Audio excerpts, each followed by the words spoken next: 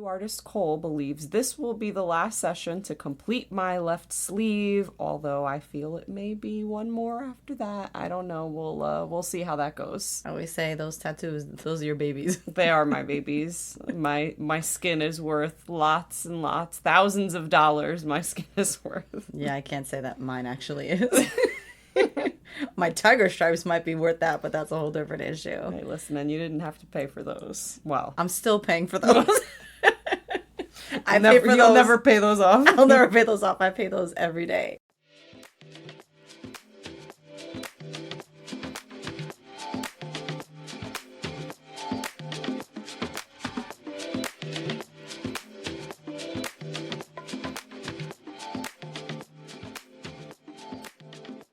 Hey everyone! You are listening to another episode of Ride or Die from Teens to Prosecco Queens with me, your host and forever dreamer, Teresa. This is the spot for the badass queens and the kings who support us to learn, grow, heighten, and enlighten. And today, ladies and gentlemen, welcome to what I think is an extraordinary episode of our podcast. The woman sitting next to me, who you just heard in our little pre-show chatter there, embodies strength, resilience, determination, and is truly pure of spirit, best friend and confidant. Together, we have conquered challenges, celebrated triumphs, and discovered the true meaning of sisterhood. Her journey is one of resilience, perseverance, and a relentless pursuit of personal growth. Whether she's conquering her professional realm or her passion for creativity, spirit shines brightly. So dear listeners, please welcome Gina, my younger sister, a beam of light, a queen in her own right, with the conversation filled with stories, laughter, pure humor, possible tears, and an abundance of light. Please welcome my sister, Gina. Gina, please tell our listeners a little bit about yourself. Wow, thank you for that incredible intro. I almost don't even know what to say to follow that up. As you all know, my name is Gina. I am this queen's sister. We are our only siblings, so it's just the two of us from the beginning. I am a sister, a daughter, an aunt, a cousin, a friend, and a partner/girlfriend. Choose the term that fits your lifestyle best. I work full-time by day. I've been at my job for 10 years and recently got promoted to a new department. I recently passed a state exam and am now a licensed producer for accident and health insurance. Very exciting. Very exciting. And I'm a hairstylist by night. I am 20 years doing hair. And I am a tattoo lover and boudoir enthusiast. And in my wildest dreams, someday maybe I'll be a tattoo/boudoir model. We'll see how all that pans out. I don't think wildest dreams, because we can do anything in our wildest dreams. We can. That's what they say. If you can think it, you can do it. So, again, we'll see. Yeah, and that's a very exciting wildest dream, because I still don't really know what my wildest dream is, and it still probably wouldn't reach that specifically, which I think is amazing. So everyone, our conversation today is going to be very interesting. It's very multifaceted. I am actually really excited about it because obviously us being sisters, we talk about this stuff all the time. And we said it would be really good to have an episode about it because what we have grown up in and around is not as uncommon as other families. And we've lucked out because some siblings do not have the relationship that we have. We're lucky because we not only have each other, we have our prima hermanas who were grown up with us and who have been able to be our sisters as well. So we are a very close-knit family in that sense. And I am blessed because Gina has always been, even though she's my younger sister, my confidant in the sense that there have been again, specifically in the past 2 years, but specifically our entire lives, even before she even could probably even understand what I was talking about, just sat there and would listen. And that is something that we are going to discuss about today, specifically how siblings can be raised in the same household and have two completely different upbringings, how it affects everything from our health to our relationships, to choices that we make, to our love languages, and so on and so forth. Specifically, our empowerment and our journey as women. And I truly feel, and Gina, I don't know how you feel about this, but I truly feel that we kind of embody a wide range, just the two of us, of how women go through this world. Yeah, I would have to agree. Absolutely. I mean, I think we've been through a lot, as all women, people in general, have been through. And, like you said, I have always found it interesting and fascinating how siblings are raised together and do have such different experiences. And I forget exactly what I was watching or listening to, a podcast, maybe something on IG that came up, but it basically was explaining that we didn't actually have the same parents and we didn't actually grow up in the same household. That's deep. Because our parents were first-time parents when they had you. It was a completely different experience. Once you have a second child and in other family situations, a third, a fourth, what have you, the dynamic changes. That's very true. And what one parent may be going through when you're a certain age, they're now in a different place when that younger sibling reaches that age. And so sometimes one sibling feels like they're so much harder on me than they are on you, or vice versa, whatever the case may be. And it was just a very interesting conversation. If I ever find it again, I'll definitely share. But it was just very interesting to hear it from that perspective. Yeah. That in our mind, we feel, how can we be so different? And how can we have had such different experiences when we were in the same household with the same parents? That is so, wow. I wouldn't even have thought about it like that, but that's completely correct, because I think about with my own kids. Because it also talks about, when you think about birth order, it's the same idea. Birth order is the same idea. It's okay, the first one, you're just learning. It don't matter how many other kids you could have been around beforehand. You could have been a teacher and have went and had taught preschool classes, but when those kids are with you, your own children, it is a completely different situation altogether. And, particularly, it also depends how close you have them together. In my sense, mine are almost a decade apart. And that's a huge difference. And they still act as if they were only a year and a half apart, the way they argue and they fight. But a lot of times I find myself sometimes putting too much responsibility on my oldest, being the fact that she's nearly a decade older. However, the same amount of responsibility I feel was almost put on me just being 2.5 years older than you at times, right? Like, I'm 12 and you're 10. It was like, all right, watch your sister. I'm like, okay, but who's going to watch me? Yes. It was always that idea. And birth order, on top of your parents sometimes being those first-time parents. And I'll tell you what, it doesn't matter how many years in between. When you get to that second child, you're tired. I obviously can only imagine. I am not a mom, no kids of my own, but I am... She's an amazing aunt, Titi. Trust me on this. I am Titi Supreme. I will definitely wear that title. So I mean, certain things I obviously can't speak on from personal experience, but I like to think I can imagine. Yeah, and you've seen it. Right? Like, you've actually seen it. You've seen the traumas and tribulations, and you've also seen the triumphs. Yes. As well through all those years for not just me and my kids, but our cousins and their kids and your friends and their kids, and the way it changes lives too, because it changes your life too, obviously, but the way it changes people as parents. So I think for us, as younger people, and I will preface this by saying our parents are amazing people. I'm going to say that right now, because we might say certain things and like, holy crap, but that's not the case. Like, our parents they have great hearts. They're amazing people. And as adults specifically too, they have been integral to my survival at times, and not just emotional, mental. They've also been the cause of a few mental breakdowns at times too, and emotional breakdowns. Because I think, and something we've talked about personally as well, is that there are times in our lives that you obviously have your parents on a pedestal, regardless of what your relationship is with them. You say, okay, those are my parents. They have to know everything. They are supreme. They are whatever. But as you get older, and you start to live more in their shoes, and you see at their age, you're like, holy crap, I'm 35, I'm 37, I'm 39, I'm 40, I don't know a damn thing. Holy crap, my parents must not know anything either, right? So I'm raising kids, and I am completely clueless how to deal with this. Well, guess what? So did our parents.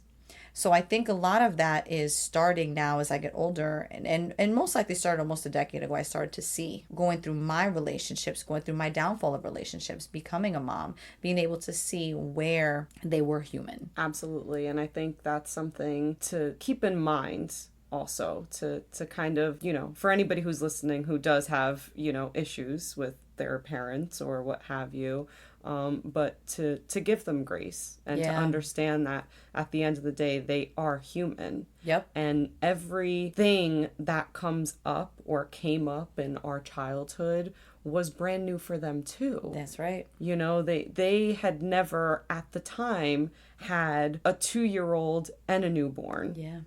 And then a 2 and a 4-year-old, and then a 4 and Oof, all of and those. a 16 and a 14-year-old, and it keeps going. Exactly. Yes. And so none of that is easy. And I think a lot of times parents will tell their kids, well, someday you'll understand when you're older and you have kids of your own. But I mean, first of all, you do absolutely understand Yes. as you get older. You And, do. and I can personally say that I don't think you even need to have your own children Yeah. to fully grasp that concept. Agreed. Of like, we're all just human and Yep. we're all just doing the best we The can. best we can, just trying to survive every day and live your best life, because we only literally have that one. Yeah, it's so true. And I think a lot of it in that sense, as I became a parent, I always thought before I became a parent, I was like, oh my God, why are they so hard on me all the time? And I did not have a close relationship with mom for a very long time at all, until I became a parent. And then it was like, oh crap, this is not easy, But again, even then, so, for mom, it was the first time being a grandmother as well, and the first time you being a titi or an aunt. So we're always learning as we're going along. And I think there's a big thing to be said also about having that village, because there's a lot of wisdom there. On the flip side of that, I've talked about it before. I talked about it in the episode with Diane, where the problem is if there's no healing through the generations, we can have a bad habit of bringing that through to each different generation, to each child. So if we're learning certain things from our parents that, by the way, weren't the most healthy raising us, if we're not healing, then would have the tendency to bring it into with my daughter and then my son. And that's something I'm trying to break as well. So that has to do with the kids. But when you're thinking about your situation where at the moment you do not have kids of your own, you may or may not, that's your choice. But for your own life, you're trying to heal from those traumas and generational issues as well. And from the way we were raised just in your own life as well. Because it's not just that we bring them in with parentage and with parenting our children. We bring them in every aspect of our lives. Careers, the way we conduct ourselves in and around the public, and also in our relationships. Yes, 100%.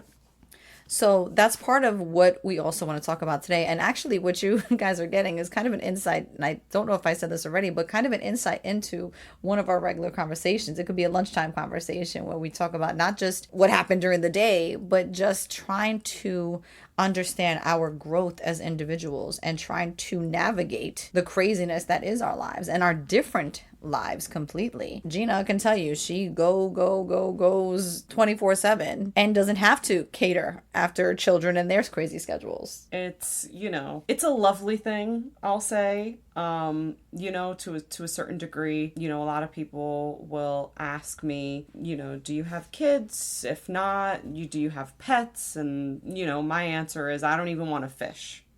not even something seemingly simple, because I'm grown and aware enough to realize that no matter what it is more responsibility than we initially believe it to be. Yes, for sure. And can be traumatic. Absolutely. And I like to think that I'm aware enough within myself to realize that I just can't commit to that right now. Yeah, understood. To your point, it is go, go, go. And a lot of that for me is, because of personal choice. Right. I don't necessarily have to work as hard as I do. True. But I choose to for peace of mind of knowing that hopefully if I struggle and I do the work now and I'm diligent, that when I get older, God willing, that I'll have a little bit of a nest egg, if you will, a little bit more of a comfort, something to fall back on, and I think that's why I work as hard as I do. So let me ask you, because I think about that a lot as well, is, if I, and again, for me specifically, I've had to start over a few times, unfortunately. And each time I start over, I have another human being attached to me, which is which is even funnier. It's a weird pattern apparently that I've gone through in my life. Every time I leave one thing, I get another human being added to it. So that just happened to be part of my parentage and how I've taken certain things through my life. But what about that old adage, you shouldn't necessarily worry so much about the future and live more in the day? Do you feel that you have a good enough work-life balance? Do I feel like I have a good enough work-life balance? I guess it depends on like the day and time you ask me. Right now, in this moment, I can say yes. Because Okay. I'm coming off of a great weekend. We We had did. a beautiful beach day yesterday, Yes, we did. and today is Sunday. I have tomorrow off, and I'll enjoy the Nice. day with cousins, and we'll have a great time. And so it feels again in this moment that I have a good balance, but if you ask me on a Tuesday night after I've been in the office until 4 and then at the salon until 9:30, in that moment I may have a different answer. True. Very true. And in the way that is kind of living in the moment, isn't it? In a way, it's kind of literally a self-fulfilling prophecy, I think, in that way, because I think all of us are living at the seat of our pants. And I think that's a big problem that we have as a society. And I've said this before in other episodes. I think we spend so much time surviving and trying to thrive that we don't always stop and see how far we've come. Yes. And I think for me specifically, I've been trying really hard every day, even on the days I know I take 1,000 steps back, even the days I talk Gina's ear the hell off. Listen, I'm going to be real, real, real with you guys. My sister is a godsend. I have been very lucky to have amazing family and friends around me, but my sister is a godsend. If it wasn't for her holding my head, going for walks with me, working out together, like, I think we've gotten better as sisters as we've gotten older. Yeah. Right? Like, been more, but specifically for me, again, the past couple years, specifically, really, when it was bad, being there just to listen to me bitch and moan and cry. And I feel guilt beyond anything else in the world, because there are days I have said to myself, holy crap, how is Gina's life going? Because it seems like all the time we're talking about the crap going on in my house. And we do sometimes, I think, forget that everybody has their own struggles regardless. Now, we can't say that one person's are worse than others. Everybody's is relative. So I also don't like that adage, oh, well, at least it's not as bad as so-and-so. Okay, yes, that shit is bad, whatever it is. That is traumatizing, devastating. I feel bad, but that doesn't mean that my problem isn't as relevant, or that Gina's problems might not be as relevant and relevant to us. Yeah, You know what I I mean? think everything counts. And Yeah. it's not about comparing. And I'm sure you've heard it a million times. If you were in a room full of people and everyone threw their problems in the center, you'd probably walk away and choose to pick up your own problems before picking up anyone else's. I'm not gonna lie. If someone said I have too much money, I might take that one instead. I highly doubt that would be somebody's choice of a problem. I am too fit. You know what? I might take that one. I'm just so much in shape right now that it's annoying. So. I am so happy in my relationship. I just can't take it anymore. Things like that, I might take somebody else's. But you make a good point. In general. In general. It's just a matter of, holding the understanding that yes, everybody does go through their own stuff, and it's not that it's not okay, because as humans I think it's normal to compare yourself, and I think that's really where the problem comes in terms of like, oh well, I'm this age so I should be here, or Amen. I should Yeah. have this, Yep. or I should have done this by now, And I shouldn't be or- going through this. Right. Yes. I shouldn't be this. I should have this. All Yes. of those. I should, I could. Why All of didn't that I? comes, yeah, and I mean, all of that comes from the, social expectations of what we're brought up thinking should be the norm, That's right. not taking into consideration like everything that's changed in the world just in our lifetime. Just in our lifetime. In the past 30, 40, 50 years. That's right. Which is beyond our lifetime. But either way, 50. Yes, it is. Yes, it is. So one thing that I thank God for every day is that Gina has always been my comic relief. And not even on purpose.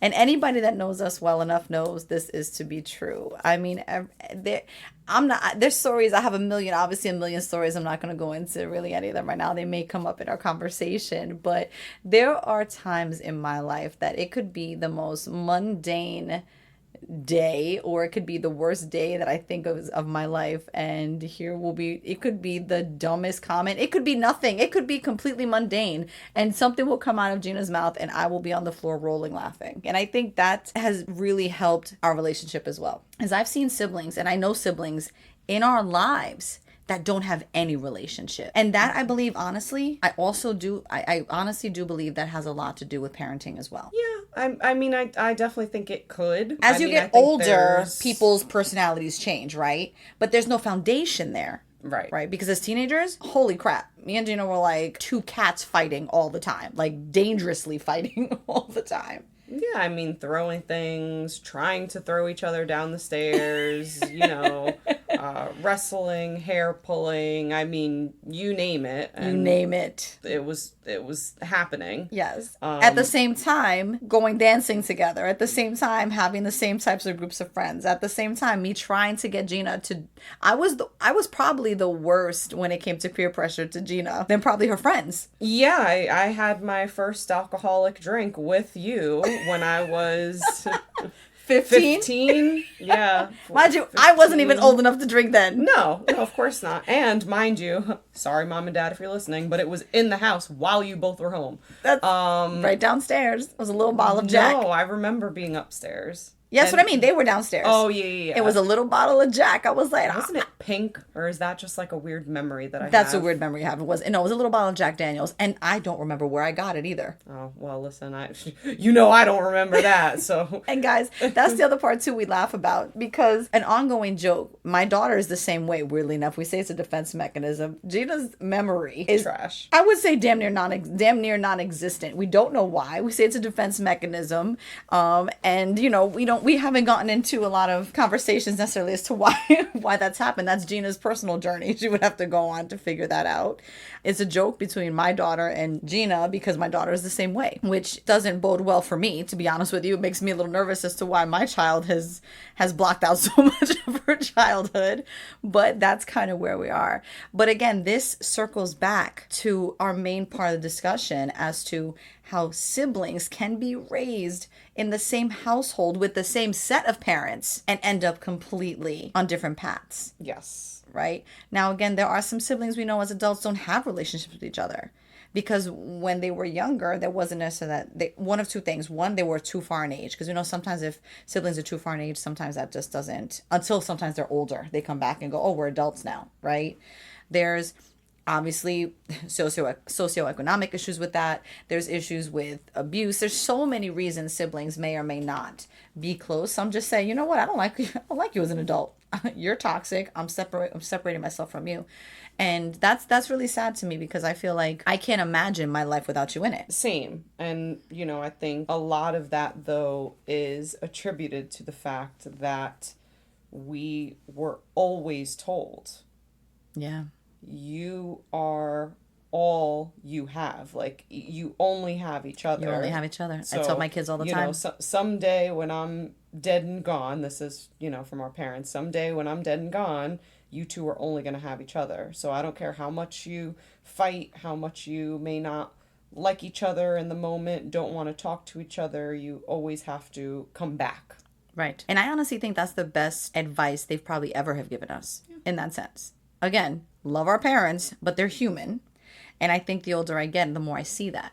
I know some people I've had conversations with recently who can't imagine their parents saying or doing something that seems out of character for them.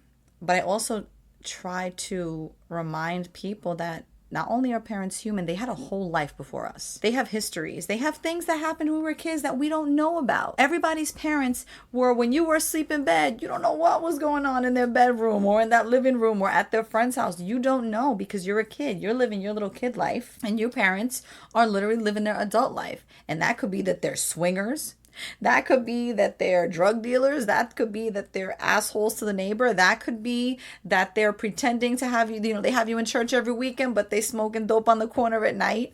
They could be in the mafia. Who knows, right? I know I'm saying extremes, but we don't know. It could be as simple as your dad's drinking on the couch and your mom is in the kitchen cleaning, and that was just the life that you got accustomed to seeing every day, right? And I think that all of that shapes exactly how we parent and how we shape our relationships as well. Because you're only going to do things, for the most part, and I've said in this other episodes, it's got two things that's going to happen. Either one, your relationships are going to fall in those exact same patterns because that's all you know. Or two, you're going to go, hell no. You're going to be enlightened and say, they were miserable. I'm not falling to that pattern. So it's either full force, full steam ahead in one way, or complete opposite. Right. Because I don't want what I saw. Yes. Or the hidden third one, which has happened to me, is you don't choose to fall in those patterns, but it happens anyway. Where you become so vulnerable that you don't see these patterns in other people and you fall directly back into them yourself. And you spend your entire life in that survival mode, right? Where then it's hard to feel like you can separate yourself from how you were raised and crap that you saw and actually who you are as your own person. Yeah. And there's no age limit for that. No, I mean, listen, in general, I think it's just really important to constantly go in. Yes. Go inward. Like, a lot of what we deal with now in today's world that we live in is constant distractions. Amen. Constant notifications. Instant gratification. A constant barrage of just things. Yep. You know, constantly, oh, I got the email that the light bill is due, and I gotta do this, and I gotta do, pay the bills, do the laundry, clean the house, do this, do that, get the notifications, stay hydrated, stay healthy, do, Yes. do all of these things. And I think a lot of the time it can be so much easier to just say, you know what, screw it. I'm just not going to pay attention to anything. And we end up on YouTube in a rabbit hole. That's right. Or scrolling IG or watching reels. Those damn reels, man. Anything that will just kind of keep your brain occupied and away from yourself. Yeah. At least for me personally, more and more recently, I'm realizing how distant I feel from myself. I feel you exactly on that. And so Yes. it has to be a conscious effort all the time to be in tune with yourself. Yes. And I not only agree with that, I wholeheartedly support that because we're both on that journey for different reasons. Yeah. And I mean, it's constant. It's been at years, I feel, that I've been, quote, healing. Yes. And yet still I feel, a lifetime away, that, every single Never day. healed enough. All I know is that I know nothing. Right. And some people will hear that and they're quick to be like, that's not true. You don't know nothing. But in the grand scheme of things, I don't mean that in like an ignorant way, like that I'm stupid. Right. I mean it in a way of I'm aware enough to know that there is still so much more healing that needs to take place. And it's a constant every day. If you don't take the time to be introspective and Yes. ask yourself those questions. That's a great word, and introspective. What do I need? What, Yes. What is it that I need? Right? I especially as women, we're so concerned, especially you as a mom, with keeping everything afloat. Right? Just making sure that everything is So done. easy to lose like ourselves. it's so easy to disregard yourself and your needs, even when we're fully aware of what they are. Yeah, that's true. Yeah. We Yep. talk about it all the time. Like, I know what I need, but I'm reluctant to say it. Yeah. If And I I don't can't ask ask for for it, it. oof, if I don't ask for it, I'm never going to get it. But That's then right. I can't sit there and be mad that I'm not getting it because I didn't ask for it. That's right.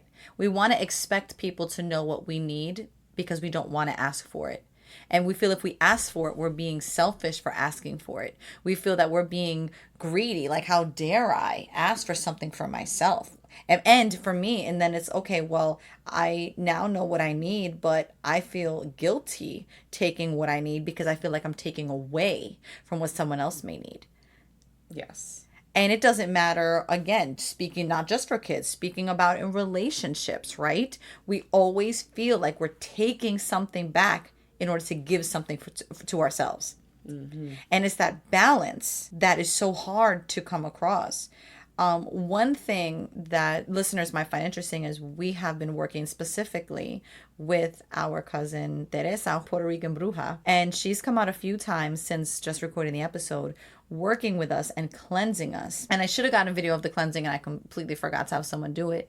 But the last time she was here, 2 weekends ago or so, she took Gina and I outside and did a full, real cleansing on us with Palo Santo and also Florida water, her own concoction. And was amazing because I woke up the next day like I had a hangover. I was nauseous. Like whatever was going on, it felt like a real release. And some people may poo-poo it, right? And say whatever they need to say. But a lot of that is about really feeling your own convictions in it, right? Saying to yourself, I'm going to take this serious now on my own journey to self-healing. It has to be personal, and it has to be that it's what you want. Nobody can force healing onto someone else. That's right. And so God knows I've tried. No matter how hard you try, it goes back to the old, the age old, well, you can't change a person. That's right. And while that's true, I also feel like it's not true. And I say that because I do believe that people can change. Oh, yeah. If they really want to. It's personal. It has to come from within. That's right. That is personal. That is really having that. And not just the want to do it, the drive to do it, and the tools to do it.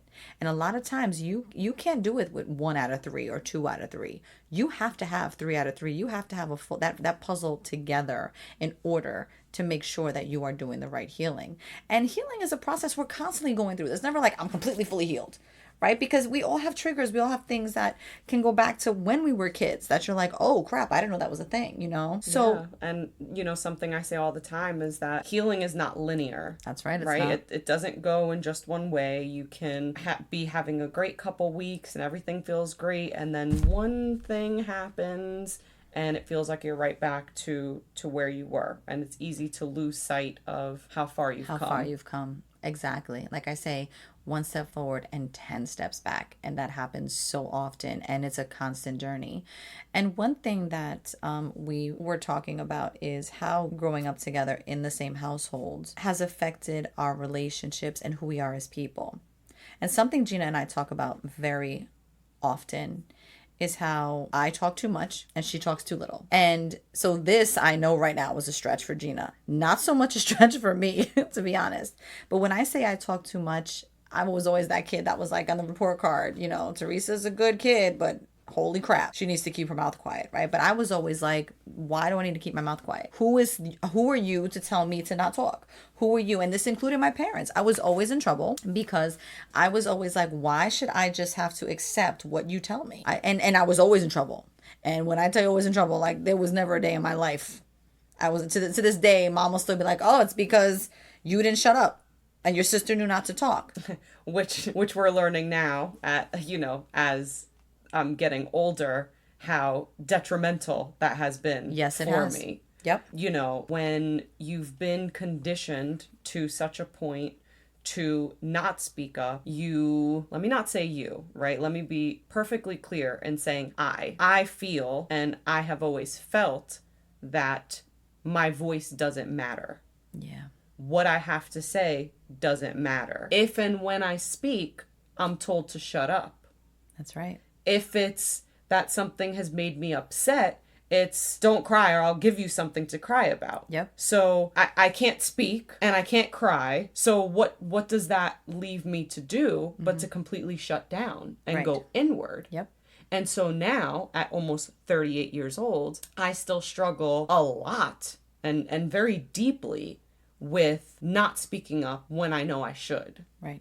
holding certain things back, not saying certain things, or just not bringing something up at all for reasons of, in my own mind, telling myself, well, that doesn't matter. Even though I'm evolved enough to know that that's not actually true, Right. it's still so deep-seated that I let it hold those roots. And it Right. doesn't, even knowing that that's not the case, is not enough for me to just actually break out of that shell and actually say what it is that I need to say. Right. There's I'd just rather just not deal with it. There's that ingrained blockage that says, listen, I know I'm worthy of saying what I need to say. I know what I have to say is important. But one, a lot of it is by living through you in that sense and seeing from your perspective, because we know my perspective is the complete opposite, right? And it's been detrimental to me as well. So in your case, it's kind of like, okay, well, one, is it worth these conversations, even though you know it is?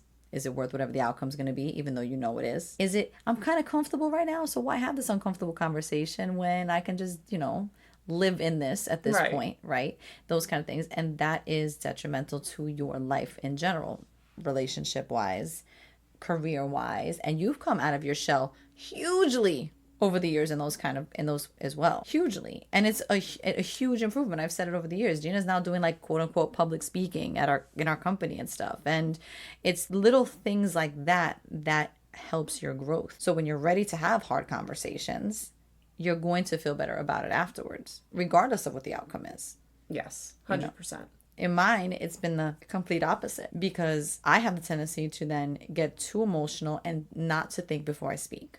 Whereas I think too much and don't speak. Exactly. I keep it all in and you let it out with no filter. With no filter. Complete opposite. Which makes me seem crazy to people who don't understand that that's a trauma response. Right. It's a pure trauma response. Yeah. Everything I have to say. And a lot of that I feel like is also emotional responses. Yeah. Right? And one thing that I heard a very long time ago, which kind of like rocked my world a little bit, was emotions are not rational. Amen. They're not. And when I heard that, it kind of shook me a little bit, because I was like, holy crap, no, emotions aren't rational. It's you in the moment. But they're not supposed to be. Right. They're emotions. So whatever you feel is what you're feeling. So never under any circumstance should anybody be telling anyone else you're being too emotional. Right. You're acting in such a way of right. whatever the case may be. Nobody has the right to tell you you're being too emotional or that you're not being rational, because I recognize that it's not rational, exactly. But that doesn't mean that it's still not exactly what it is. Right. One thing I'm learning now, unfortunately, is that I have to learn to control my emotions. I do jump from 0 to 100 very fast, depending upon the situation. And in that sense, I have been working and trying to learn to regulate myself a little bit, right? And say, okay, if something is triggering to you, then you need to do something else, because if you feel that it's starting to trigger you, don't let yourself get to 100. Right. Take your steps back, right? Same thing we do to children, which is why we're conditioned the way we were. Children are told, don't cry. You're not hurt. You're fine. Kids are told so many different things, and then kids, what do? Suppress those emotions, who turn to adults to suppress their emotions. They can't speak about themselves. I do not tell my kids that. We both know my son can be unbelievable at times. And a lot is going on in this family, so I understand he's acting out at times. But there are times that I end up saying to myself, I don't know how I'm going to deal with this, because I'll flip out too. And I'm like, that's not helping him if I'm flipping out. Right. He's flipping. Now we're just two of us screaming and flipping out, and I'm screaming at a 7-year-old to stop. But I can't tell a kid to stop feeling what he's feeling. So I have to learn the opposite of what I was taught and tell him it's okay to feel. You understand what you feel, learn and know what you feel, but then feel it and move on. Yes. There were things I think that we were, and not intentionally. So I want to make it intentional, that I say it wasn't intentionally, that there were things that we were deprived of that we didn't realize until we were older. One thing Gina and I have been discussing is a lot of books. We read a lot of books and all that kind of stuff, and is love languages. Never knew that was a thing. We've both had relationships where we feel we're lacking things, and for example, my recent one, there was a lot of stuff lacking, but a lot of it is because, yes, I didn't make it a secret. I spoke exactly what I wanted, what I needed. I just was with someone who had a completely different thought process and a love language and everything else. So we never saw eye to eye. And it was always like I was just some nagging, crazy person, when it was just like one of my love language was quality time. Mm-hmm. And physical touch, because I always, and it was something that Gina and I have discussed, is that it's because we always had to kind of, there was always a disconnect when we were younger between us and our parents. And it was an emotional disconnect. So as we got older, it was something that I always loved, being able to feel like somebody wanted to be with me. Yes. Wanted to spend that quality time with me. Wanted to hold me in ways that were comforting. Yes. That put me in my feminine and not my masculine. Yeah, we do talk about it all the time. And I think what we found to be very interesting is that when we took the quiz, we had this almost the same exact order of love languages. And so the top two for me were number one, quality time, number two, physical touch. Yeah, exactly. Yep, the exact ones. You know, that I think was something interesting because I guess maybe just because you kind of question, well, how and why does that happen? Was it because we truly were lacking those things? Right.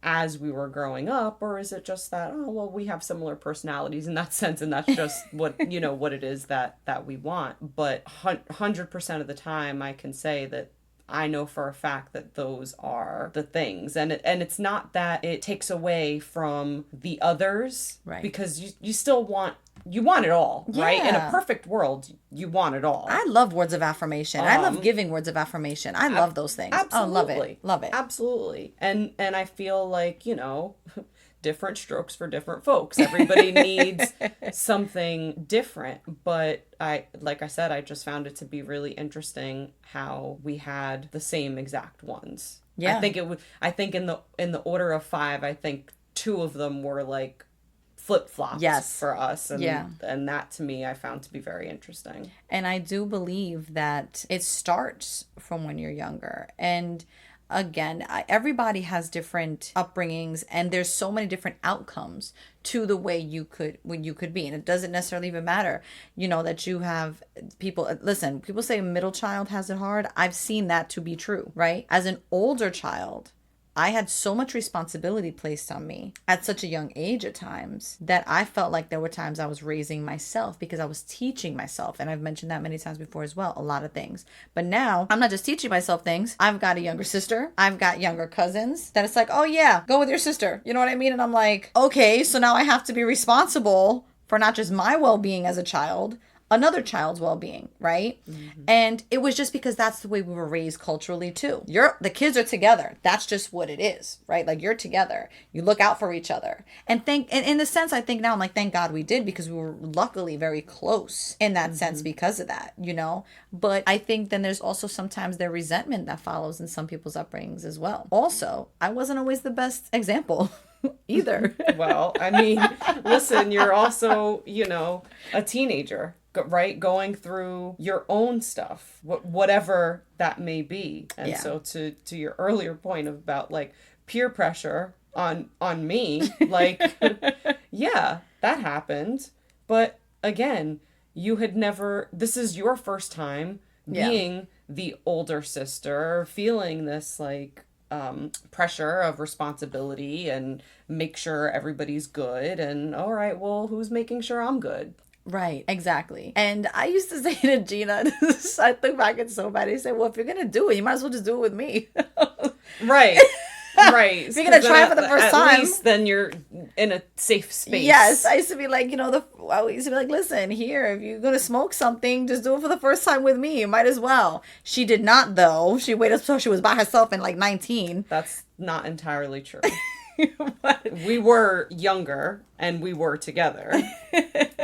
and you had a really bad experience that time, so that was that one time. I did have a couple here and there, but you know, that's what happens with dirt stuff when you're young. You just trust everybody in the streets, you know. It does happen, you know.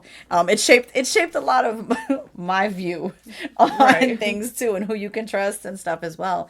And I think so that to me is huge. On as we got older, there were things that we learned, and there were things we learned about each other, that there were times not till we were much older that I'd say, holy crap, I didn't know that. You know, on top of the fact that we always spent a lot of time together. Gina and I have done road trips together. We've done island trips together. I was Gina's hair model when she was 15, 17 years old, getting her hair certificate or license, whatever it was, you know. And as always, you know, Gina was my comic relief for everything. She was there when both my babies were born. Saw them come out first before the fathers did. Sure did. And was there for all of that. And I thank God every day for that. So, guys, we have so much more to talk about. I've decided to do is make it into a second episode. So please come back with us. We're going to continue this conversation plus so much more in another episode. Thank you for listening. Thank you for joining us. Come back for part 2. Remember, you can catch us on Prosecco Queens podcast, Prosecco Queens podcast at gmail.com, as well on IG as Prosecco Queens podcast. And we're also on YouTube. So this episode will be on YouTube as well as Prosecco Queens podcast. And we'll catch you guys in a little bit. Thank you so much for having me. Sit down, sister. It's not worth your time.